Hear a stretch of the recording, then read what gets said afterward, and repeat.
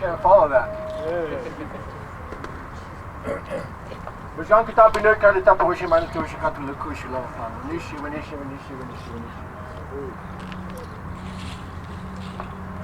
Ask our ancestors to come and stand with us, to be with us, to speak into our ears.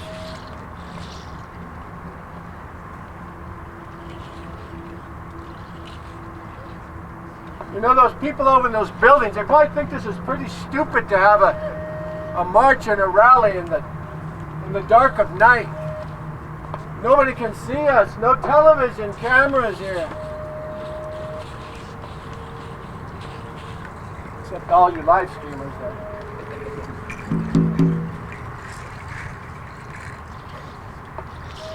We didn't do it for them. We didn't do it for that.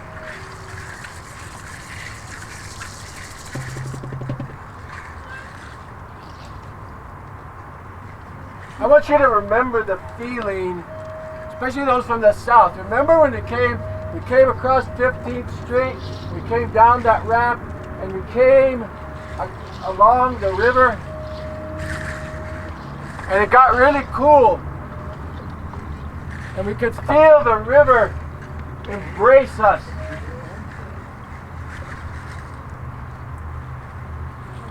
That's why we do it.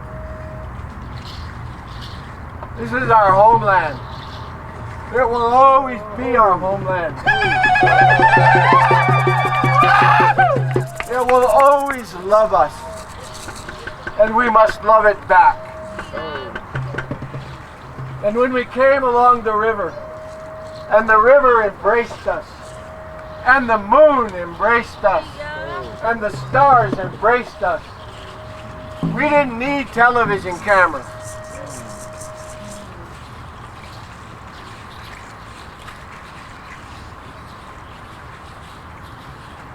We didn't need their acceptance.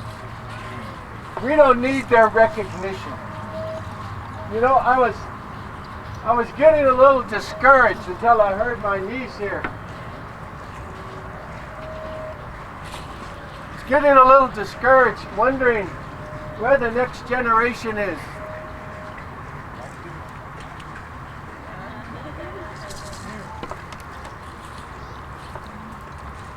I'm really glad to see.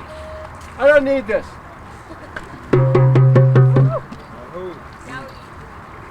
I was really glad to see everybody here. Made my heart really strong.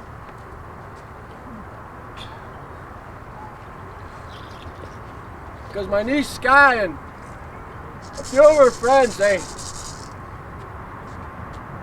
decided to organize this relatively recently. As she said, we've been doing this for 30 years. Started in 1988. About 50 of us at the state capitol calling for the abolition of Columbus Day in its birthplace here in Denver, Colorado. The American Indian movement said, if we can't kill that racist holiday in its birthplace, there's something wrong with us. And it shows you how much they'll hold on to the racist legacy of this place. Listening to my brother Abdullah talking about Palestine. You know, manifest destiny and Zionism, they're two sides of the same coin.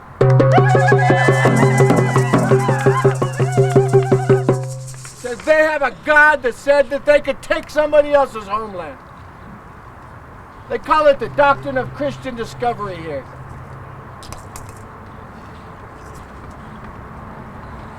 And the Supreme Court embraced it and stole 2 billion acres of our territory.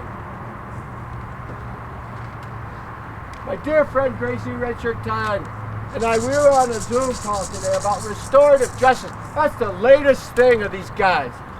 Restorative justice, my ass.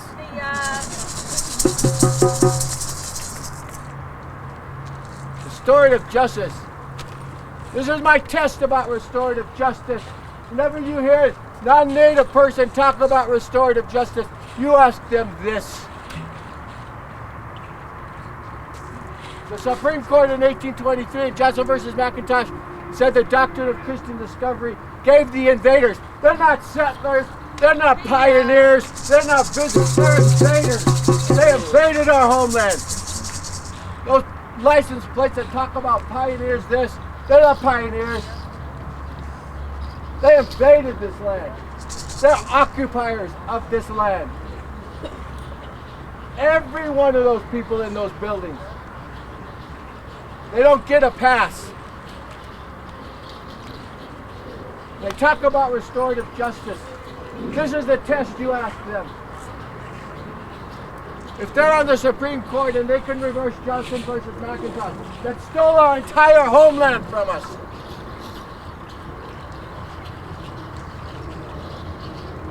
And they made it up. Would they reverse it? Would they reverse it if it meant they had to give up their home or their grandparents had to give up their home? Because ours did. Ours did.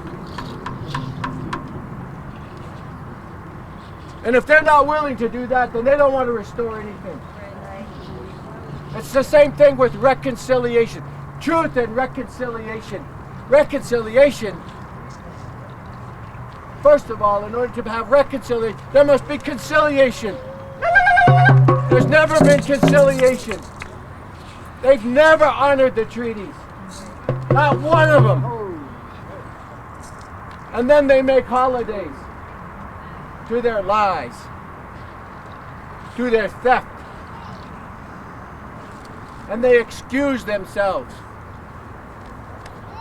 for being in the homeland of other people.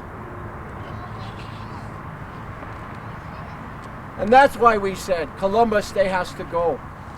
Not because we wanted Indigenous Peoples Day. The American Indian Movement of Colorado never wanted Indigenous Peoples Day. We don't want their day. We don't want their stinking day. We want them to honor the treaties.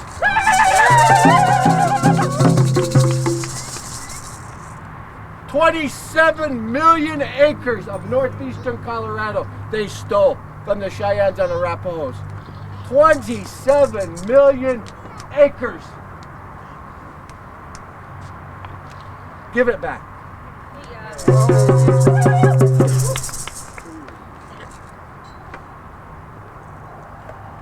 But I was really glad to see you all.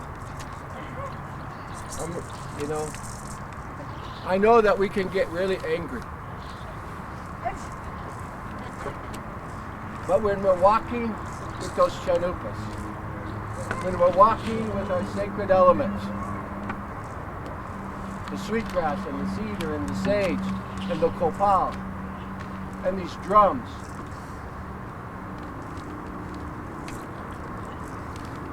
we know that those buildings won't endure, the land will endure. The land will endure. But I want to say, and I apologize in advance if sometimes I say as I get older, my heart gets closer to my throat and sometimes it chokes me up.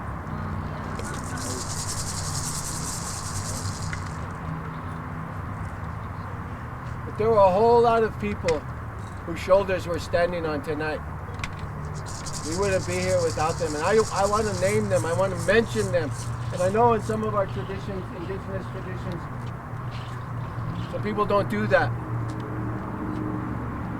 But what our sister Teresa from Pueblo said about Rita, and that tradition of Latin American revolutionaries, and calling presente when we hear the names of people who have gone on, but who are still here with us. I love that tradition. So I want to remember my brother Russell Means.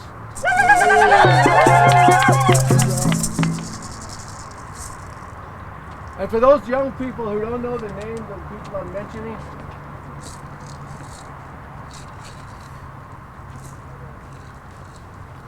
you need to use your computer and your phone for something other than Facebook.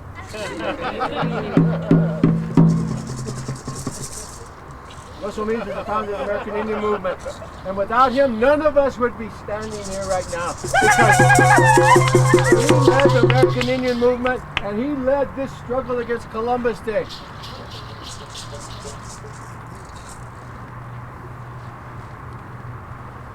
My sister Troy Lynn Yellowwood.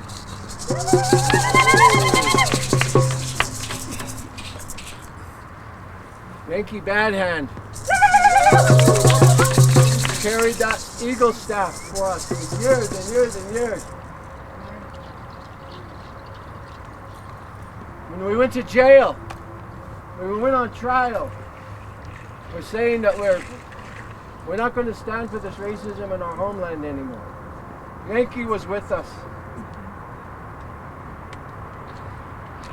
And matriarch Carrie Dan, who came from the Western Shoshone Nation, one of the strongest women I've ever known in my life, fighting for the Treaty of Ruby Valley in Nevada. And young people, this is why you have to keep going. We're not going to be here someday. Carrie just passed last year. But with every day she got up and fought against injustice of the invader United States in the Western Shoshone Territory. And since she's gone, the two largest gold mining corporations in the world have surrounded her home at Crescent Valley in Nevada. And they're going to carry it away, so that people can wear gold rings and gold necklaces in this invader society. And Carrie Dan marched with us. She knew her struggle was our struggle, and our struggle was her struggle. And it was. And I remember her. And Robert Buckskin, who came every year. And Ida Roy from the Meskwaki Nation. My Aunt Norma Williams, every year. Margaret Redshirt Tyon, Lily Fobb, Ida and Logan Bear, Ohinyo Chakmi Peters. Those little girls. I want to say something really fast. I don't say anything really fast. Those little girls. Say it right here. Those little girls who helped us today, who carried those chanupas for us. That's what we always said. We bring those little girls to humble us, to remember that our ancestors are with us. And it wasn't big, tough AIM guys who led us. Every single year when we went to jail, big, tough, macho AIM guys, these little girls with the chalupas who led us. To remind us of the power of our sacred ways.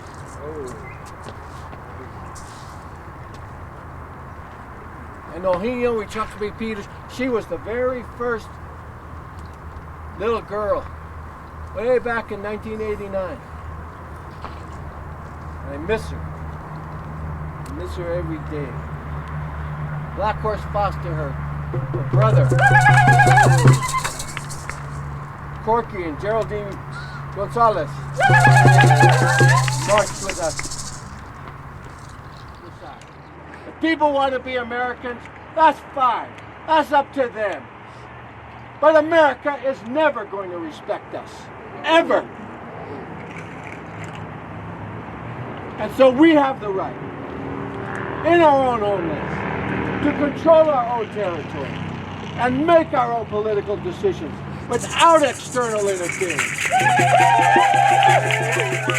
And that doesn't mean accepting the crumbs with piddly-ass jobs in their system, or positions like Deb Haaland. I like Deb Haaland, the Secretary of Interior, but you think they're gonna allow her to return the the Gestapo, the Black Hills, to the Lakota Nation, you're out of your mind. They're never going to do that. They're never going to allow those treaties to be respected. And so we have the right to be free in our own homeland.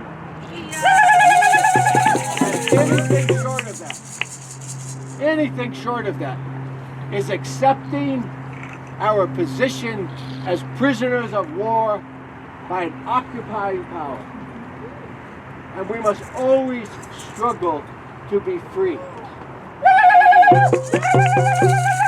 And I was looking at a quote from the great Hunkpapa leader, the Taka Yotaka, Sitting Buffalo Bull, Sitting Bull.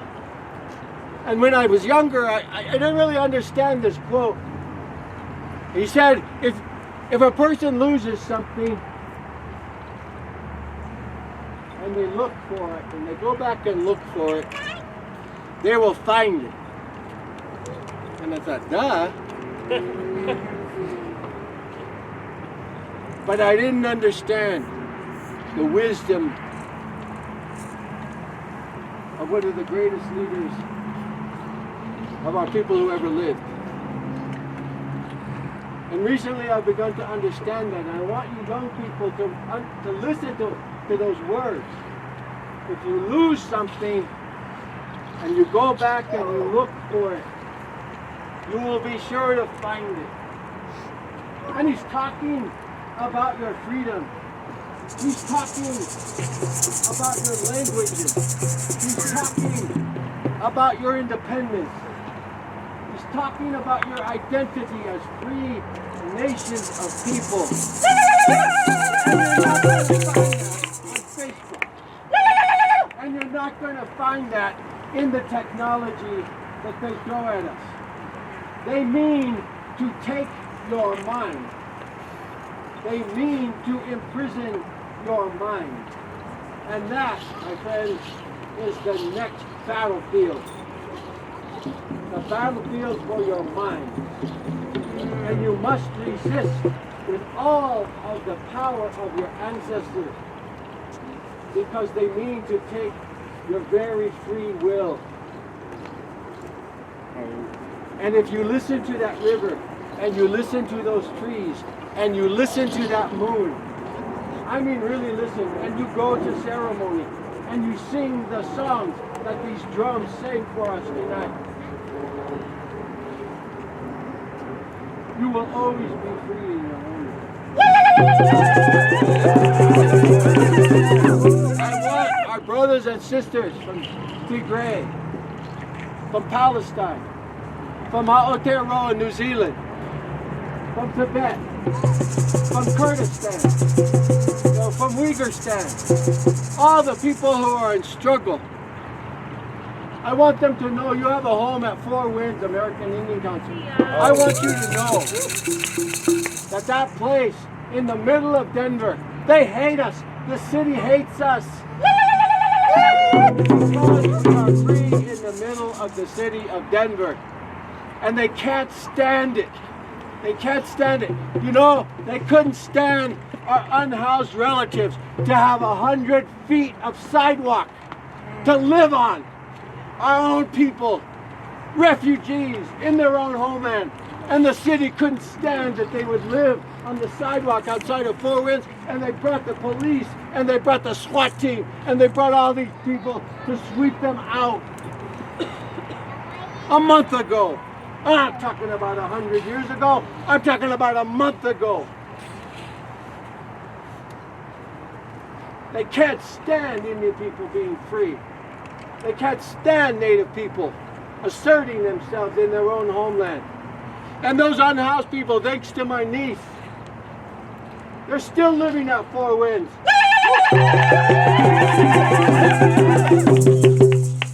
And Mateo. And we need your help. We need you to come to Four Winds. We need you to make Four Winds the liberation zone that it's intended to be. The liberated zone that it's intended to be. Come and bring your spoken word. Come and bring your talents and your skills. Come and be free Native people. Unapologetic for who we are. That's why we come here. We come here after they tell us we can't. And we still do it. Because this land loves us.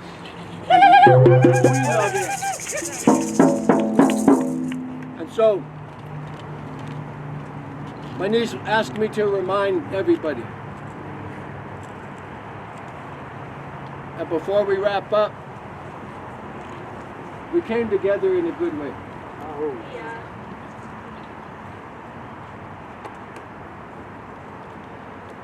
And so we have to be thankful as we go back to our homes and go back to our families and make that commitment to one another. Shake hands with the person next to you who you didn't meet before tonight. As the kids say, get their digits. Get their contact. Stay in touch with one another. You're not alone. You're not alone. Look around. When we first started this movement, we had 25 people at the state capitol. And every year it grew more and more and more.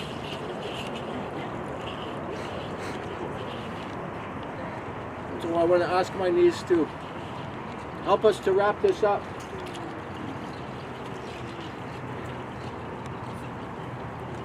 And I hope that we can end by singing it again, the American Indian Movement song,